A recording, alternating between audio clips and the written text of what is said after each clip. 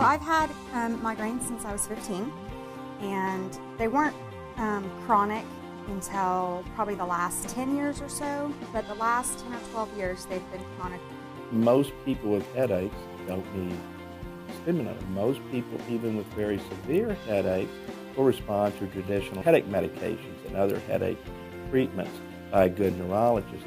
The problem comes in a lot of these patients over time, the medicines just stop working. I'm so tolerant to all pain medicines that they give you Dilaudid, and that's 10 times more powerful than morphine, and Dilaudid doesn't even work. So when you're in that bad a shape, there's not a whole lot of prescription medicines that they can give you to even help with the pain at that point, because you're so tolerant to them all.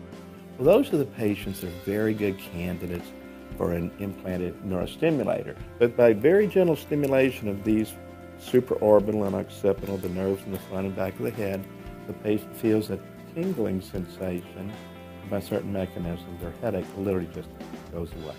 I couldn't do anything. I could never go out. I had no life. I couldn't keep friends. I couldn't keep any kind of relationship going because you never want to do anything.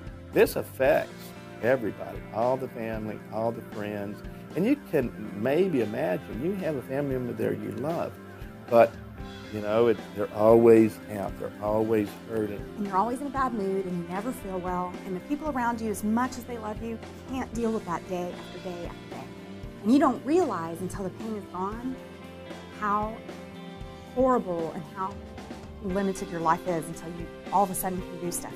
You ease up the pain and suddenly it's the old person's back again. Hey, that's the person I love, you know, there you are, you know, and they're going, you know, here I am, it is me, and I knew I was in there. It's a life changer. It gives people back their lives.